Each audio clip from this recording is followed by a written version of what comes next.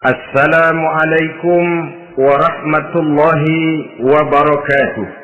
Waalaikumsalam warahmatullahi wabarakatuh. Bismillahirrahmanirrahim. Alhamdulillahi rabbil alamin. Wassalatu wassalamu ala ashrafil anbiya'i wal mursalin, sayyidina wa maulana Muhammadin wa ala alihi wa ashabihil mujahidin at-tahirin, amma ba'du. Saudara-saudara kaum muslimin rahimakumullah, agama mengajarkan bahwa di dalam melaksanakan segala macam pekerjaan hendaklah dilaksanakan dengan penuh hati-hati dan perhitungan. Dikatakan dalam pepatah, fit ta'annis salamah wa fil ajalatin nadamah. Di dalam keberhati-hatian itu ada keselamatan, dan di dalam sikap tergesa-gesa, di dalam sikap terburu-buru biasanya mengandung penyesalan. Tetapi ada 5 perkara yang malah memang harus dikerjakan secara buru-buru. Apa yang 5 perkara itu? Pertama, mengubur jenazah. Tidak baik kalau jenazah itu disemayamkan sampai 2-3 hari di rumah. Dan yang lebih baik mengubur jenazah itu adalah di tempat di mana dia meninggal. Contohnya adalah baginda Nabi. Beliau kelahiran Makkah. Beliau wafat di Madinah, maka di Madinah itulah beliau dimakamkan dan bukan di kota Makkah. Karena prinsipnya agama menginginkan kemudahan dan tidak menginginkan kesukaran. Hal kedua yang harus dikerjakan dengan segera ialah mengawinkan anak perempuan. Apabila kita mempunyai anak perempuan, sudah sampai usianya untuk memasuki ambang pintu pernikahan, dan dia sudah minta untuk dinikahkan, maka segeralah orang tua menikahkannya atau mengawinkannya. Sebab biasanya anak perempuan, apalagi di zaman sekarang, kalau tidak segera dikawinkan oleh orang tuanya, dikhawatirkan dia akan kawin sendiri. Dan itu tentu akhirnya akan merepotkan kedua orang tuanya. Hal ketiga yang harus dikerjakan dengan segera dan buru-buru ialah membayar hutang. Apabila kita sudah berhutang kepada seseorang dan sudah ada uang untuk membayarnya, bersegeralah untuk membayar. So kalau ditunda besok, lusa atau hari minggu depan, dikhawatirkan uangnya akan terpakai untuk kepentingan-kepentingan yang lain, dan hutang akan tetap tinggal hutang, tidak pernah terbayar adanya. Hal keempat yang harus disegerakan ialah menghidangkan makanan untuk orang musafir yang kebetulan menjadi tamu di rumah kita. Dan hal yang kelima yang harus dilakukan dengan buru-buru, dengan segera bertaubat apabila mengerjakan perbuatan dosa. Hal kelima inilah yang akan kita bicarakan pada pertemuan kita kali ini, yaitu tentang taubat kepada Allah Subhanahu wa ta'ala. Taubat berasal dari kata-kata taba yatubu, yang isim masdarnya adalah taubatan. Artinya sama dengan roja'a yarji'u, ada ya'udu, pulang atau kembali. Bertobat maksudnya kembali dari yang dilarang oleh Allah. Kalau dalam perjalanan hidup ini kita suka menerjang larangan-larangan Allah, melaksanakan apa-apa yang dilarang olehnya, maka taubat artinya meninggalkan larangan-larangan itu dan kembali kepada apa yang diperintah oleh Allah Subhanahu wa ta'ala. Kenapa taubat ini harus disegerakan? Karena makhluk bernama manusia ini sulit melepaskan diri dari dosa dan salah. Nabi bersabda, kullu bani Adam khatta'un wa khairul khatta'ina tawwabun. Setiap anak Adam, yakni setiap manusia, pasti mempunyai dosa dan kesalahan. Dan sebaik-baik orang yang mempunyai dosa dan kesalahan ialah orang yang segera bertaubat. Dengan kata lain, orang yang baik sesungguhnya bukanlah orang yang tidak punya salah, karena tidak ada orangnya yang tidak punya salah.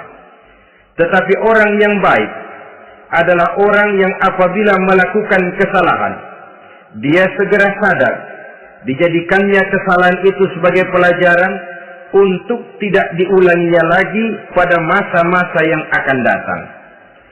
Inilah yang digambarkan oleh Allah Subhanahu wa taala dalam surah Ali Imran ayat 135.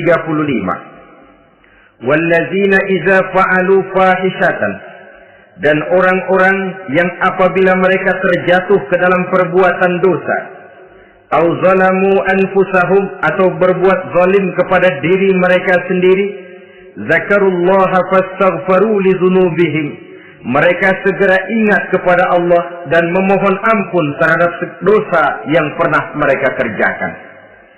Saudara-saudara kaum muslimin rahimakumullah, sejak awalnya iblis memang sudah memproklamirkan diri di hadapan Allah Subhanahu wa taala. Apa kata iblis?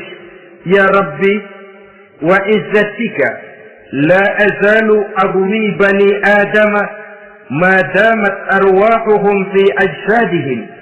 Ya Allah, demi kemuliaan-Mu saya bersumpah, kata iblis, saya akan selalu memperdayakan anak-anak Adam. Saya akan selalu menggoda manusia selama ruh mereka masih ada di dalam jasad mereka.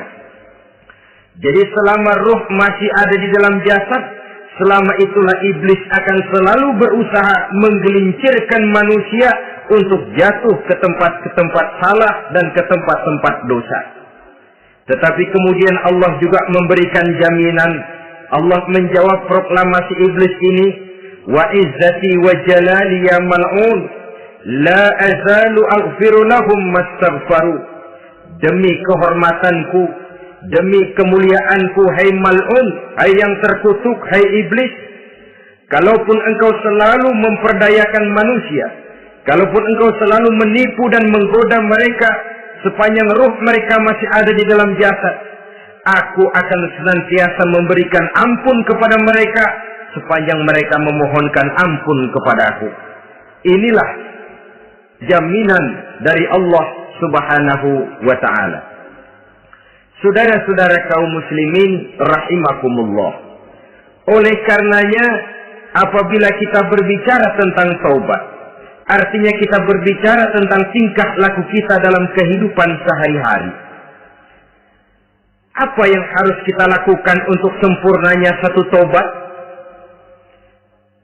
Pertama, menyesal terhadap dosa yang pernah kita lakukan. Kadang-kadang ada juga orang bertaubat, tapi bukan menyesal terhadap dosa yang dia kerjakan, malah puas katanya. Dia ngomong sama teman-temannya, saya dulu zaman muda sudah kenyang judi, kenyang zina, kenyang mabuk-mabukan, sudah puas. Sekarang tinggal benernya saja, saya sudah taubat. Taubatnya sih bagus, tapi puasnya itu yang jelek. Kenapa harus dikatakan puas? Bukan puas, menyesal. Menyesal saya dulu. Kenapa hanyut terjebak dosa? Kenapa tenggelam di meja judi? Kenapa tenggelam di minum-minuman keras? Kenapa hanyut kepada perbuatan munkar dan maksiat? Saya menyesal sekali. Menyesal diperintah dan bukan malah puas. Dari rasa menyesal ini nanti timbul hal yang kedua, yaitu berniat tidak akan mengulangi lagi perbuatan dosa. Kalau menyesal tapi masih diulangi lagi, itu belum taubat yang sebenarnya. Saya kapok, menyesal, tidak mau minum minuman keras lagi. Besok tidak ada minuman keras, malah pusing. Nyari ke sana kemari. Itu belum taubat yang sebenarnya. Jadi setelah menyesal, berniat tidak akan mengulangi lagi perbuatan dosa itu. Kalau menyesal tapi masih diulanginya lagi, itu sama saja dengan main-main. Saudara-saudara kaum muslimin rahimakumullah, Barangkali itu yang orang namakan dengan taubat sambal namanya. Kita kalau makan nasi pakai sambal, pedesnya bukan main, repot, marah, ngomel. Gila, sambal pedes bukan main, taubat sama sambal. Taubat sama sambal katanya. Tapi 2-3 hari kemudian dia makan lagi, nggak ada sambal, nyari.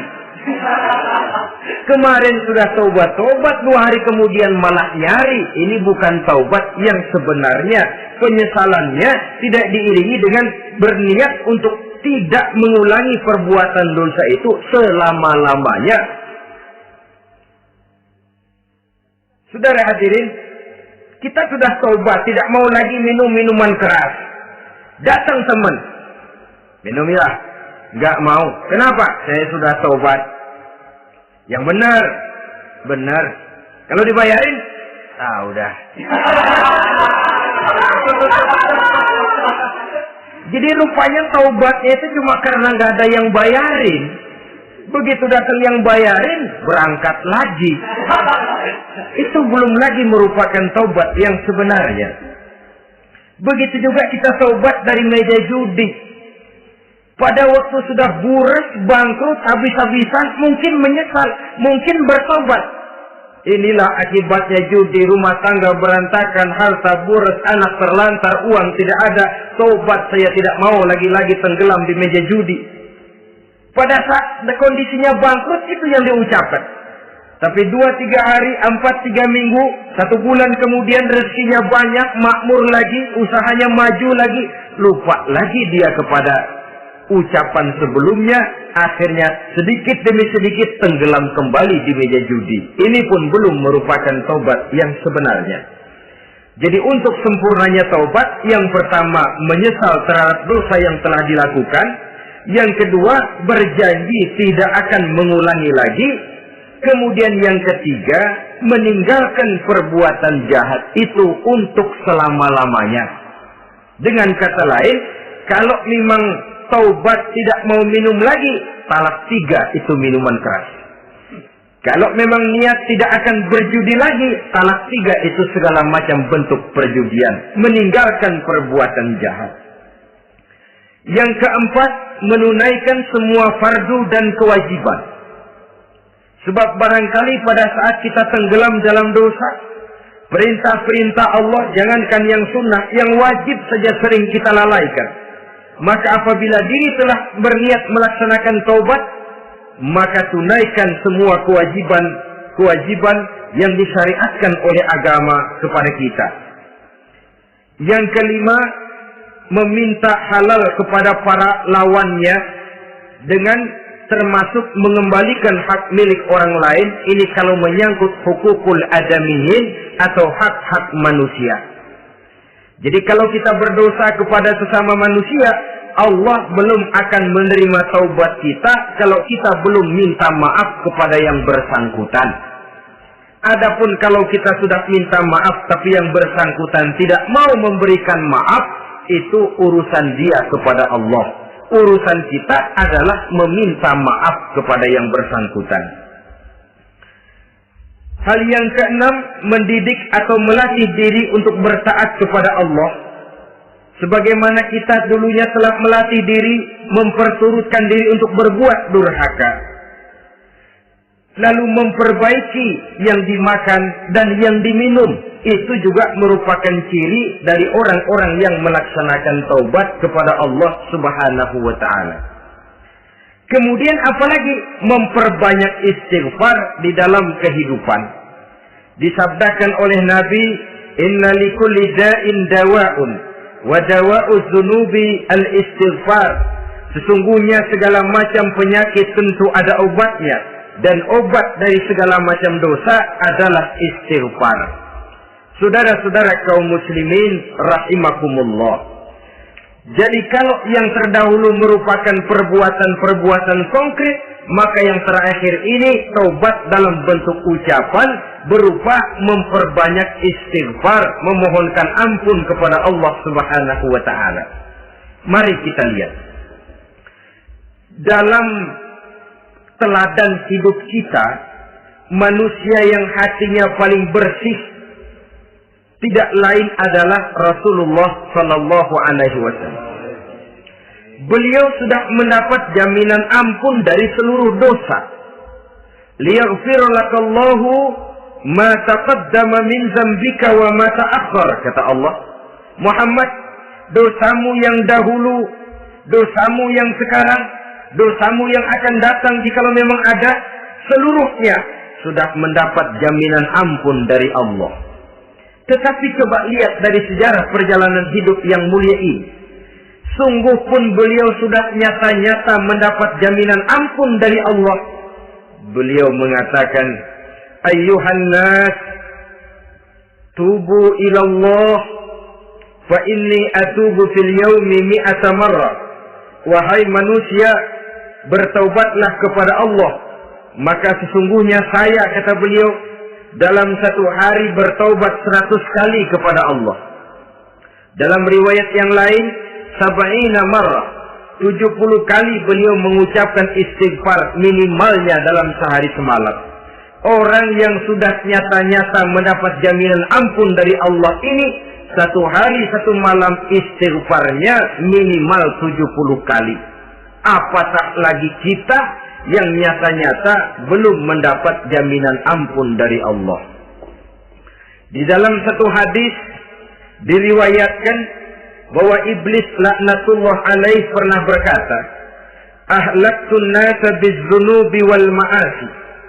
Aku rusak dan aku hancurkan kehidupan manusia dengan dosa dan dengan segala macam perbuatan maksiat. Iblis menghancurkan manusia dengan menanamkan kegemaran berbuat dosa dan menanamkan kesukaan untuk bergelimang dalam dunia maksiat. Tetapi kemudian iblis mengakui, wa ahlakuni bila ilaha illallah wal istighfar. Tetapi kemudian terbalik, manusia menghancurkan aku dengan kalimat la ilaha illallah dan dengan istighfar, yakni mengucapkan astaghfirullahalazim. Inilah senjata pemungkas menghadapi upaya iblis untuk menghancurkan manusia. Kalau iblis menghancurkan manusia dengan perbuatan dosa, dengan menenggelamkan manusia ke dalam perbuatan-perbuatan maksiat, hendaknya kita sadar. Pada saat kita terdorong untuk melakukan perbuatan dosa, kita lalu sadar inilah perangkap iblis untuk membinasakan saya. Pada saat kita terjebak ke dalam perbuatan maksiat dan munkar, ingatlah baik-baik, inilah perangkap iblis untuk merusak dan membinasakan saya. Maka hancurkan perangkap iblis, hancurkan tipu daya dan usaha iblis itu dengan apa? Dengan kalimat la ilaha illallah dan dengan memperbanyak istighfar.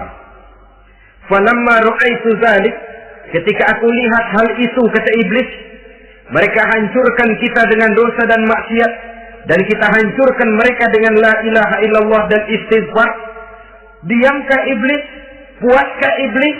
Ternyata tidak.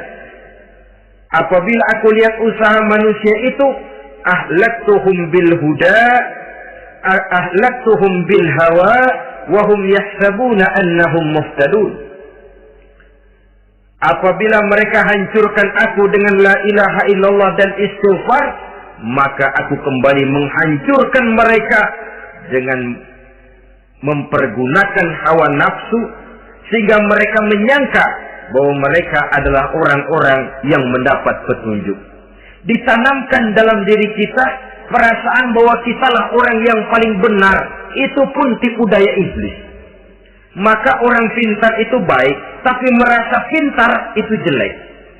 Orang benar itu bagus, tapi merasa benar itu tidak baik. Karena biasanya orang kalau sudah merasa benar, lalu cenderung untuk menganggap orang lain tidak benar. Kalau sudah begitu, dia akan mengklaim diri, sayalah orang yang paling benar, yang lain tidak benar semuanya. Itu termasuk perangkap iblis juga. Setelah kita gempur mereka dengan kalimat tahlil dan dengan kalimat istighfar. Saudara-saudara kaum muslimin rahimakumullah, Allah Maha Pengasih dan Maha Penyayang. Ia akan mengampunkan perbuatan yang bersifat salah dari manusia, Hanya manusia saja yang kadang-kadang bodoh, tidak mau mengampuni dan memaafkan dirinya sendiri, dengan membiarkan dirinya terseret berlarut-larut dalam dosa tanpa keinginan untuk bertaubat. Sepanjang nafas belum sampai di tenggorokan, sepanjang matahari masih terbit di sebelah timur dan terbenam di sebelah barat, sepanjang itu Allah masih akan menerima taubat seorang hamba. Innallaha yaqbalu taubatal abdi ma lam yugharghir. Allah akan senantiasa menerima taubat seorang hamba sebelum nafasnya sampai di tenggorokan. Apabila nafas sudah sampai di tenggorokan, maka taubat sudah terlambat adanya. Lalu yang konkret di dalam kehidupan ini, apa ciri-ciri dari orang yang melaksanakan taubat itu? Seorang ahli hikmah berkata, pertama, orang yang taubat itu kelihatan bahwa dalam kehidupan ini dia mampu menjaga lidahnya dari ucapan yang berlebih-lebihan, dari ucapan yang tidak ada manfaatnya, dari ucapan yang mengandung dosa, namimah, mengadu domba, dan ucapan-ucapan yang merugikan orang lain. Orang yang taubat kelihatan dari lidahnya. Ini yang konkret. Yang kedua, orang yang taubat itu cirinya tidak ada lagi rasa dengki di hatinya. Tidak ada keinginan untuk membenci dan memusuhi orang lain. Kenapa? Dia sudah sibuk memikirkan kekurangan dirinya sendiri. Sehingga tidak ada waktu lagi untuk mengorek-ngorek, mencari-cari aib dan kekurangan pada diri orang lain. Ini makna ucapan Nabi, tuba liman syaghalahu aibuhu an uyubin nas. Beruntunglah orang yang kekurangan pada dirinya menyebabkan dia cukup sibuk sehingga tidak sempat mencari-cari dan mengorek-ngorek aib dan kekurangan orang lain. Berbeda dengan orang yang masih jauh dari sikap taubat. Selalu berusaha mencari dan mengorek-ngorek kekurangan orang lain, sementara aib dan kekurangan dirinya diumpetin. Ini namanya ilmu kancil. Orang lain disorotin, dia saling ngumpet. Kerjaannya apa? Monten orang lain saja. Dia sendiri tidak mau diponten dan tidak mau memonten dirinya. Akibatnya apa? Sikap introspeksi tidak ada. Sikap mawas diri hilang. Sikap melihat, bercermin terhadap pribadinya sendiri hilang. Yang ada cuma menilai orang lain saja. Jadi adapun orang yang sudah bertaubat ini, di hatinya tidak ada dengki. Melihat orang lain mendapat nikmat, alhamdulillah, dia ikut bersyukur. Lain dengan orang yang jauh dari taubat. Tetangganya dapat nikmat, dia meriang. Tidak senang hatinya melihat orang lain senang. Orang melarat malah tepuk tangan. Saudara hadirin yang saya muliakan, orang yang semacam ini pada hakikatnya selalu disiksa oleh perasaannya sendiri. Kalau tetangganya yang kaya, ditanya kemana dukunnya. Tapi kalau tetangganya jatuh melarat, dia tepuk tangan, gembira bukan main. Lain dengan orang yang sudah bertobat, hasud itu hilang dari dirinya. So hasud inilah yang akan memakan kebaikan yang kita kerjakan.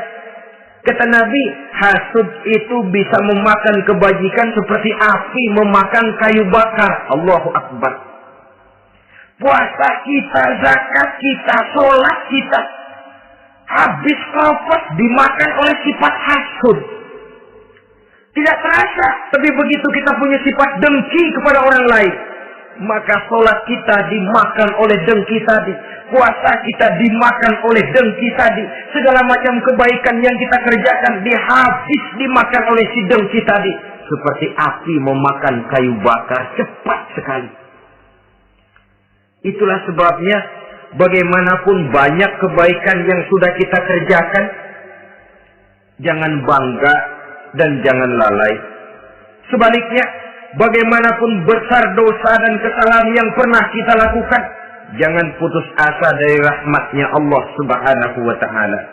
Jadi yang kedua, ciri orang yang bertaubat, di hatinya tidak ada dengki dan tidak ada rasa ingin memusuhi orang lain. Dia berhadapan dengan setiap orang dengan modal husnuzon, baik sangka kepada Allah. Tidak a priori. Kadang-kadang ada orang ketemu saja baru tapi sudah punya rasa jelek. Diperturutkannya suuzonnya.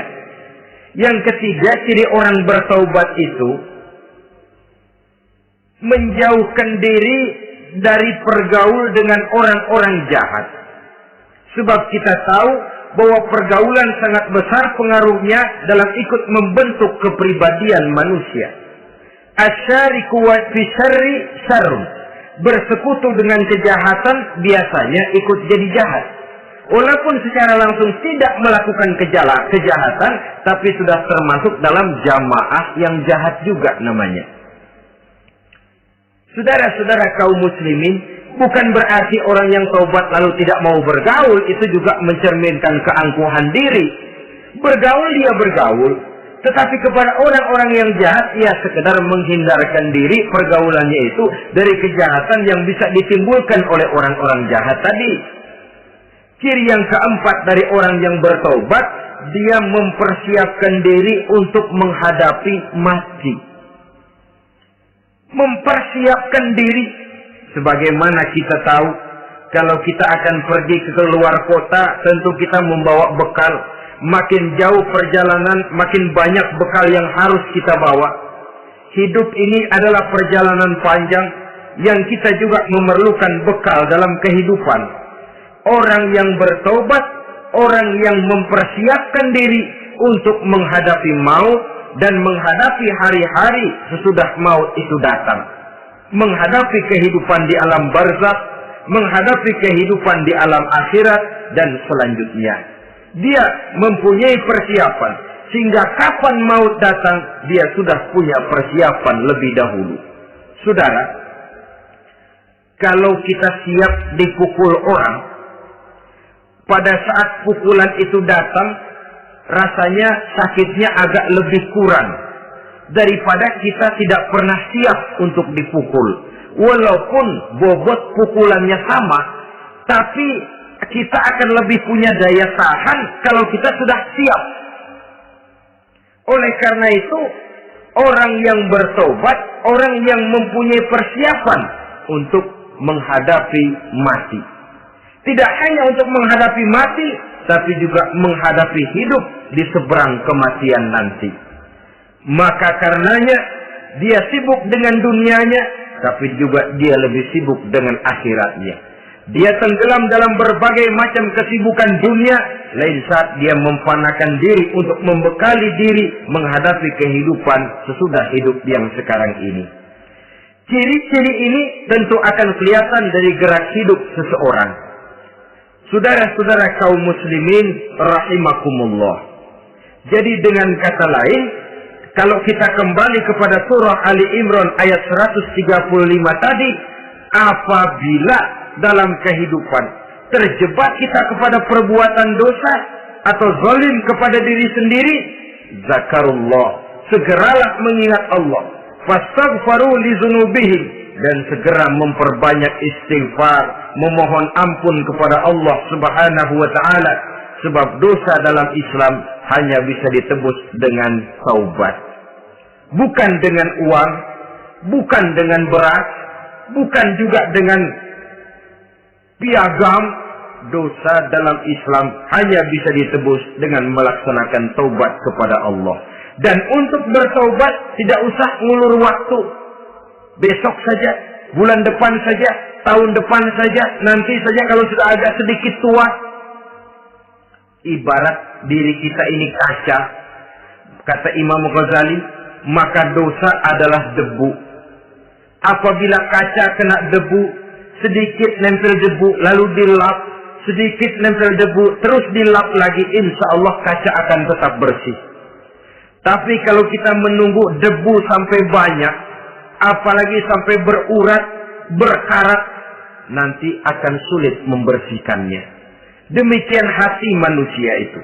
Kalau sudah dihinggapi oleh dosa, ditumpuknya lagi, berkarat dosa dalam hati, biasanya berat untuk melaksanakan taubat. untuk lebih meningkatkan pengertian kita tentang ciri dari orang-orang yang bertaubat, mari kita ikuti sebuah dialog yang pernah terjadi antara Rasul dengan para sahabat. Satu hari ketika sedang berkumpul dengan para sahabat, baginda Rasul bertanya, "Atadruna manis sa'id?" Saudara-saudara, tahu nggak saudara-saudara, siapa sebenarnya orang-orang yang bertaubat itu? Macam-macamlah jawaban para sahabat, tapi yang jelas akhirnya mereka berkata, Allahu wa rasuluhu a'lam. Allah dan Rasulnya yang lebih tahu siapa sebenarnya orang yang bertaubat itu. Atas jawaban ini, baginda Rasul lalu menegaskan. Pertama, man taba wa lam yata'allamil ilma falaysa bitaibin. Siapa orang yang mengaku bertaubat kepada Allah, lalu dia tidak mau mencari ilmu, tidak mau belajar, falaysa bitaibin, maka dia belum termasuk orang yang bertaubat. Jadi di sini jelas bahwa bukan hanya dari dosa kita bertaubat, juga bertaubat dari kebodohan. Dalam arti tidak membiarkan diri kita bodoh terus menerus. Dengan bahasa anak sekarang, bodoh tapi betah.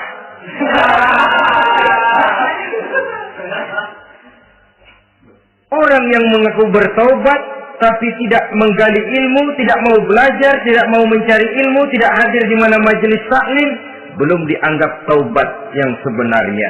Jadi grafik orang yang taubat itu kelihatan dari kesungguhannya mencari ilmu, menghadiri majelis taklim, menghadiri kuliah-kuliah, ceramah-ceramah dan diskusi-diskusi keagamaan. Rakus dia dengan ilmu pengetahuan agama, sehingga dengan ilmunya taubatnya semakin mantap. Ini ciri yang pertama. Lalu beliau bersabda lagi, wa man taba wa lam yazdad fil ibadati falaysa bitaibin. Barang siapa yang mengaku bertaubat tapi ibadahnya tidak tambah-tambah, maka dia belum termasuk orang yang taubat. Orang yang bertaubat ada grafik peningkatan ibadahnya. Jadi kalau mulutnya taubat, minta ampun, tapi ibadahnya gitu-gitu aja, belum merupakan taubat yang sebenarnya. Jadi pada saat dia melaksanakan taubat, memproklamirkan diri untuk kembali ke jalan Allah, nilai ibadahnya meningkat. Kalau sholatnya tadinya cuma sekedar yang wajib-wajib saja, setelah dia taubat bertambah melaksanakan yang sunnah, rawatibnya, qobliyah, ba'diyahnya, atau kemudian nawafilnya berupa tahajud, hajat, duha, istikharah, dan sholat-sholat sunnah lainnya. Jadi kelihatan dari peningkatan ibadahnya. Ini ciri yang kedua. Yang ketiga kata Nabi lagi, wa man taba wa lam yardal khusama falaysa bitaibin. Barang siapa yang mengaku bertaubat kepada Allah, tapi dia tidak bisa meridhoi musuh-musuhnya, maka belum lagi dia dianggap orang yang bertaubat. Meridhoi, memaafkan musuh. Saudara, memberi maaf itu lebih sulit daripada minta maaf. Tapi memberi maaf lebih mulia daripada minta maaf. Minta maaf gampang, memberi maaf yang sulit. Karena itu orang yang memberi maaf menunjukkan jiwa yang lebih luhur daripada orang yang minta maaf. Sebab apa? Posisi orang yang memberi maaf kan posisi orang yang menang. Biasanya dalam posisi menang orang gampang congkak dan sombong. Orang datang minta maaf kepada kita, lalu timbul keseganan. Iya, minta maaf sih gampang. Memberi maaf itu yang sulit, tapi itu yang sangat dianjurkan, dan itu merupakan ciri dari orang-orang yang bertaubat. Lalu apalagi? Wa man taba wa lam yughayyir libasahu wa zinatahu falaysa bitaibin.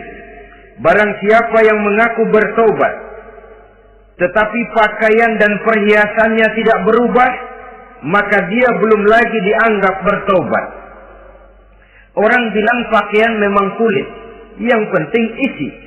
Tetapi bagaimanapun kulit mencerminkan isi. Dari pakaian kita bisa mengkaji kepribadian seseorang. Saya berpendapat bahwa pakaian penting, kulit juga penting. Kulit penting, isi penting. Kulit tanpa isi tidak ada artinya. Isi tanpa kulit juga meragukan orang. Wah, yang penting kan isinya, kulitnya gimana saja. Saya mau tanya, saudara dapat duren di jalanan, isi aja nggak ada kulitnya. Kira-kira dimakan nggak duren? Paling kurang akan menimbulkan keraguan, jangan-jangan sudah dicampur racun ini. Jadi dengan demikian orang yang bertaubat ini kelihatan dari cara berpakaian, cara berhias diri, tidak over.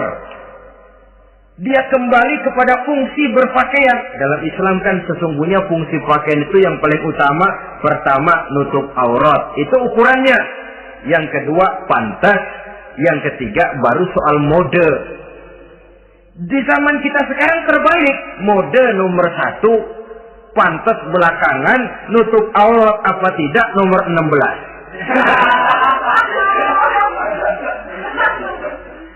Kalau sudah mode, kita kekira kekurangan pertimbangan.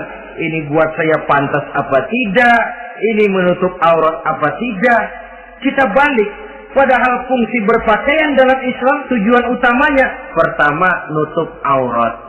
Biar modenya mutaakhir ciptaan Pierre Cardin sekalipun, kalau memang tidak nutup aurat, ya hukumnya masih belum berpakaian. Atau juga ukuran yang kedua, pantas. Yang orang lain pantas, kita pakai belum tentu kita pantas.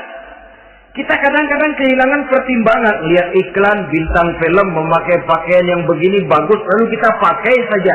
Ya tentu namanya bintang film. Kadang-kadang pakaian untuk show dipakai buat kondangan. Akhirnya habis sekampung orang nonton dia.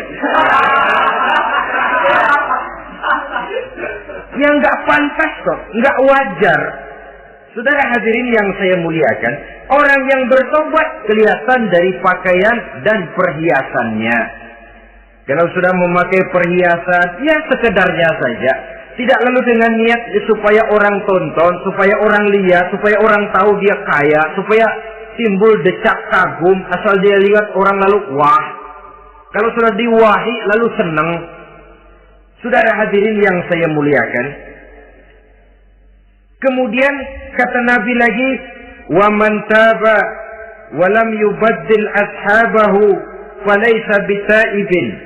Siapa yang mengaku bertaubat tapi pergaulannya dari itu ke itu saja, seperti itu juga tidak mengalami perubahan, maka dia belum lagi dianggap bertaubat. Kalau taubat kita dari judi, jangan bergaul lagi dengan penjudi. Dalam arti jangan berkumpul di majelis judi. Ah, saya sih udah tobat nggak main judi, tapi ngumpulnya di situ terus. Ya bagaimana? Pada akhirnya kok akan terseret juga. Saudara hadirin yang saya muliakan, jadi dengan demikian lingkungan juga sangat besar pengaruhnya dalam kriteria orang yang bertaubat. Selanjutnya Nabi bersabda, "Wa man taba walam yughayyir khuluquhu falaysa bitaibin." Siapa yang mengaku bertaubat tapi akhlaknya, budi pekertinya tidak mengalami perubahan, maka orang itu pun belum dianggap bertaubat. Ini juga konkret. Orang yang bertaubat kelihatan dari akhlaknya. Kalau kemarin sama orang tua songong, kurang ajar, nyelongcong, maka setelah taubat dia berakhlak kepada orang tua. Kalau kemarin kepada anak muda menindas, tidak senang kepada anak muda yang maju, setelah dia taubat dia bisa menyayangi kepada anak-anak muda. Akhlak ini lain dengan adat, istiadat. Adat biasanya hanya memandang yang lahir, sedangkan akhlak zahir batin dipandang. Contoh, seorang anak muda kalau lewat di depan orang tua membungkukkan badan, menurut adat dia sudah sopan. Tapi menurut akhlak belum tentu berakhlak. Tergantung kepada niatnya apa membungkukin badan. Permisi apa ngina. Kan mungkin saja orang membungkukan badan lewat di depan aki-aki karena menghina sebab aki-aki itu badannya udah bungkuk. Jadi gerakan zahir yang baik yang diiringi dengan niat yang baik itulah cerminan daripada akhlak. Kalau adat terlepas dari soal niat, asal zahirnya sudah oke, menurut adat, oke dia beradat. Niatnya apa? Adat tidak pernah menilai. Maka orang yang bertaubat pun kelihatan dari akhlaknya, dan akhlak itu adalah keseluruhan tingkah hidup manusia. Cara berjalan ada akhlak, cara makan ada akhlak, cara duduk ada akhlak, cara tidur ada akhlak. Sehingga pantas ketika Siti Aisyah ditanya, Aisyah, Rasulullah itu akhlaknya apa sih? Beliau menjawab, karena Rasulullah khuluquhul Quran. Rasulullah itu akhlaknya Quran. Sehingga di kalangan ilmuwan lalu ada ungkapan bahwa Nabi Muhammad adalah Quran berjalan. Maksudnya seluruh konsepsi Quran sudah diterjemahkan dalam kehidupan Nabi. Maka tidak heran kalau Islam mengatur kehidupan manusia sejak yang sekecil-kecilnya sampai yang sebesar-besarnya. Cara berpakaian ada akhlaknya, kan begitu toh dalam Islam. Saudara diri di depan kaca, ngaca, ada akhlaknya, ada bacaannya. Allahumma kama hasanta khalqi fahassin khuluqi. Sampai saudara masuk ke dalam WC sekalipun ada akhlaknya. Karena akhlak adalah keseluruhan gerak hidup manusia. Orang yang bertobat kelihatan dari perubahan akhlaknya. Kemudian beliau bersabda, "Wa man taba wa lam yatwi firashahu wa bisaqahu falaysa bisaibin." Siapa orang yang mengaku bertaubat tetapi dia tidak menggulung tempat tidur dan spraynya, maka dia belum dianggap bertaubat. Ini bahasa kinayah. Menggulung spray, melipat tempat tidur artinya lebih banyak ibadahnya daripada tidurnya. Kalau ngaku taubat tapi sehari 24 jam, 22 jam tidur, cuma 2 jam ibadah, ya belum mencapai kriteria itu. Dengan kata lain, orang apabila sudah memproklamirkan diri untuk taubat, menyingsingkan lengan baju, melipat spray, menggulung tempat tidur. Bukan berarti dia tidak tidur-tidur, tetapi bersiap diri untuk melaksanakan ibadah yang pada saat dia terjebak dalam dosa, sudah banyak ibadah yang ditinggalkannya. Saudara-saudara kaum muslimin rahimakumullah. Kemudian beliau bersabda pula, "Wa man taba wa lam yatasaddaq falaysa bisaibin." Barang siapa yang mengaku bertobat, kemudian dia tidak menyedekahkan karunia yang diberikan Allah kepadanya, maka taubatnya belum lagi dianggap taubat yang sebenarnya. Faman istabana minal 'abdi hadhihi al-khisal fahuwa taibun haqqa. Apabila nyata tanda-tanda ini pada diri seorang hamba, maka barulah taubatnya dinamakan taubat yang sebenarnya. Jadi untuk taubat itu ada 2 jalan yang bisa kita tempuh. Pertama, taubat dengan lisan. Taubat dengan ucapan. Dalam artian apa? Memperbanyak istighfar. Istighfar yang mana? Yang mana yang mungkin saja. Kalau waktunya sempit, ya istighfar yang pendek-pendek. Astaghfirullah, astaghfirullah, astaghfirullah.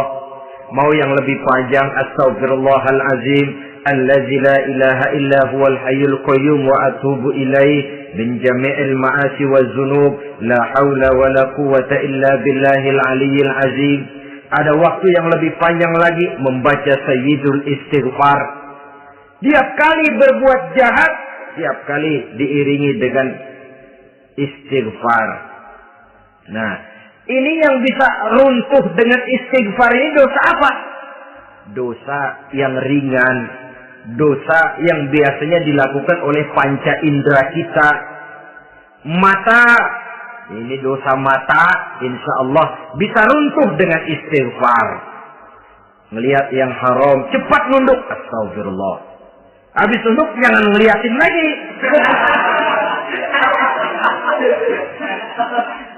Kadang-kadang ngelihat nunduk, istighfar, melotot lagi, istighfar lagi.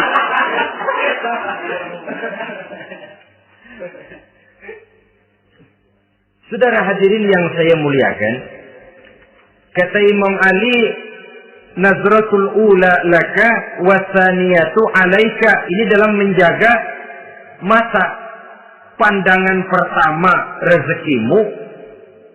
Kelihatan, namanya kelihatan kan rezeki. Pandangan pertama rezekimu, ulangannya dosamu. Ulangannya ini yang bisa membawa dosa. Dosa karena lidah, mengucapkan kata-kata yang menyakitkan orang.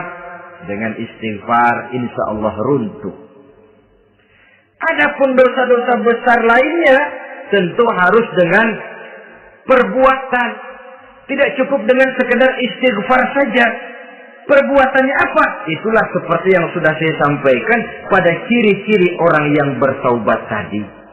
Oleh karenanya, beruntunglah kita masih diberikan umur oleh Allah. Sehingga segala dosa dan kesalahan yang kita lakukan, kita masih punya kesempatan untuk mengadakan pemutihan, bertaubat kepada Allah. Nah, apa kemudahan yang diberikan Allah kepada orang yang melazimkan istighfar di dalam hidupnya? Pertama, kata Nabi, man lazimal istighfar, siapa orang yang melazimkan, membiasakan diri istighfar, diberikan keistimewaan oleh Allah. Pertama, ja'alallahu lahu min kulli dhiqin makhraja. Allah akan memberikan jalan keluar untuknya dari segala macam kesulitan. Hidup ini kan problem. Makin tinggi status sosial, makin banyak urusan. Urusan akan selesai apabila hidup di dunia selesai. Kita menyangka orang lain lebih enak dari kita, padahal tiap orang punya urusan. Yang namanya enak barangkali persis seperti pelangi biang lala itu. Tidak pernah di atas kepala kita, di atas kepala orang lain saja. Begitu kita memandang keenakan dalam hidup ini. Petani bilang pedagang enak, pedagang bilang petani enak. Tapi begitulah keenakan itu. Orang yang melazimkan istighfar, dia akan diberikan jalan keluar dari segala macam kesulitan. Menurut perhitungan otak, didler, buntu, tidak sanggup lagi, entah bisa terwujud dan terlaksana. Allah memberikan jalan keluar dari segala kesulitan. Saudara, kalau Allah sudah memberikan jalan keluar dari kesulitan, siapa lagi yang bisa bikin sulit kita? Kalau Allah yang memberikan jalan keluar, everything is running well, katanya.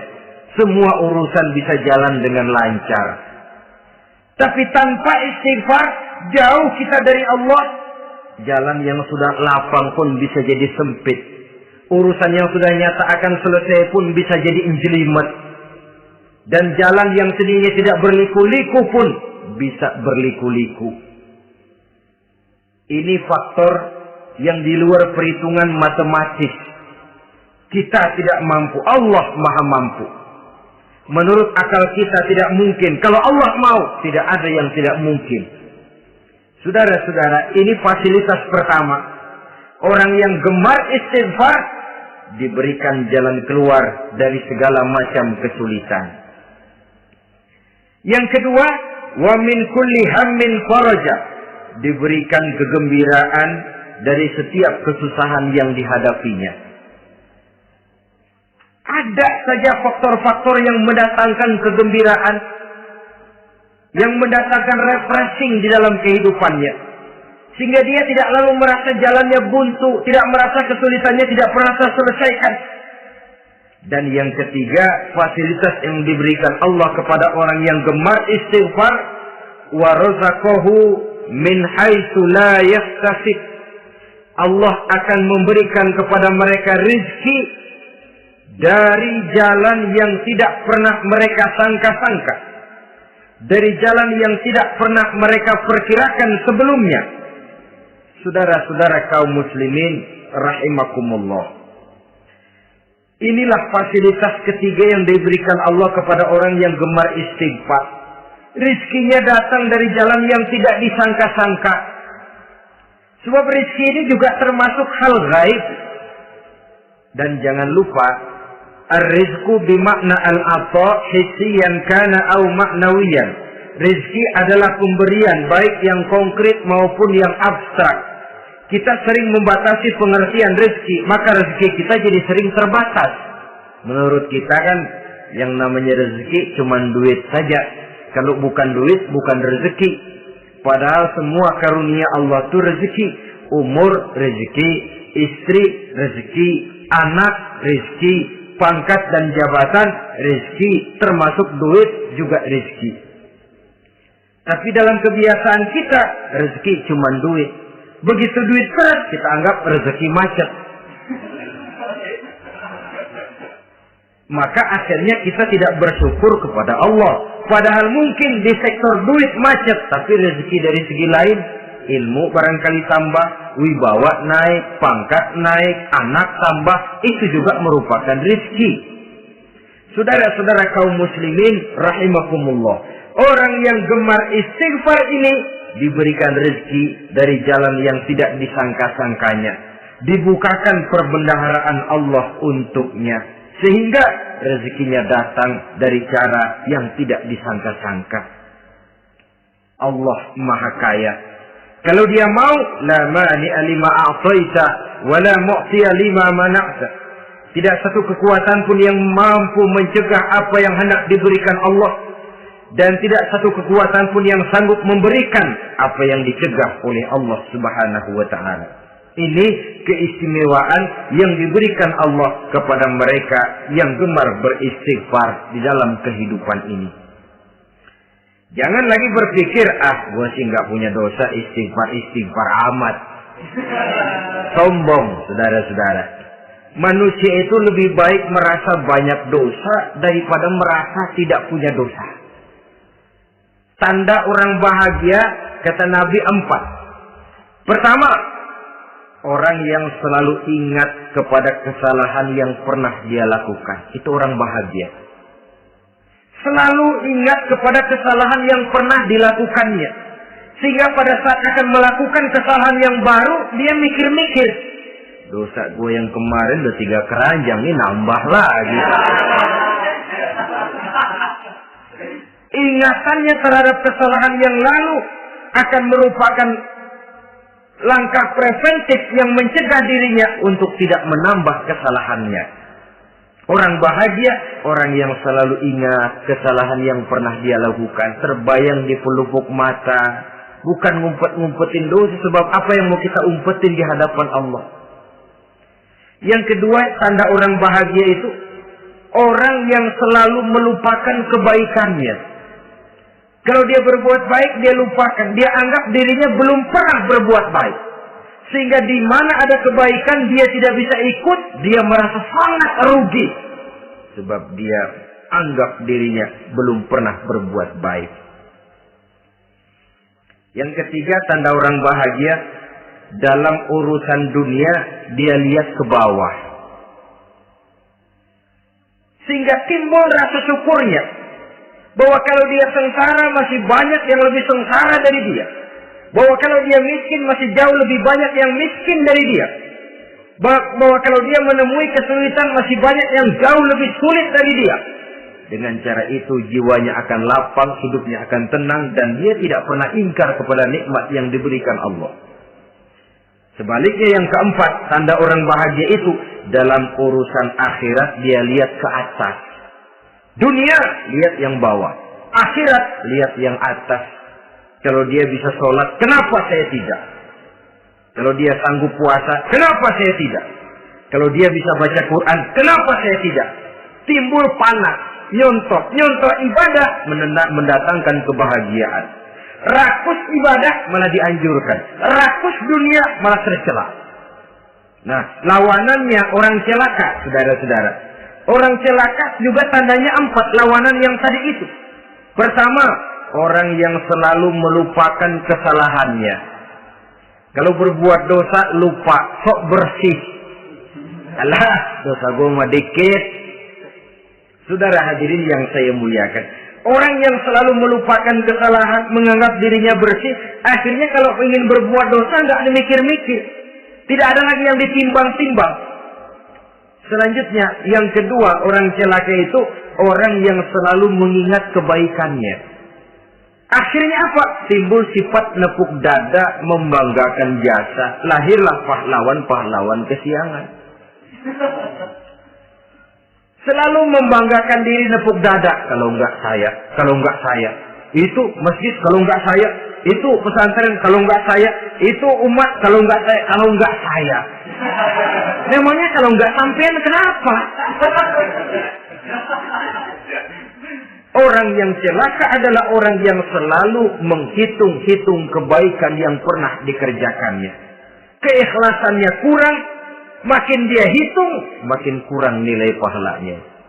Makanya kalau berbuat baik, ya anggap saja buang sampah, gak usah ditengok-tengok, gak usah diingat-ingat, dan gak usah mengharap orang yang kita tempat berbuat baik akan membalas kebaikan. Saudara hadirin yang saya muliakan, yang ketiga tanda orang celaka dalam urusan dunia, melihatnya ke atas, panasnya timbul. Sirik dan dengkinya naik, rakusnya jadi.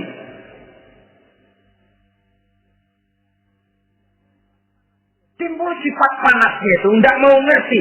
Kalau tetangga saya bisa beli kulkas, kenapa saya tidak? Kalau tetangga saya bisa beli motor, kenapa saya tidak? Kalau tetangga saya bisa beli mobil, kenapa saya tidak? Gaji nggak cukup, tuyul piara.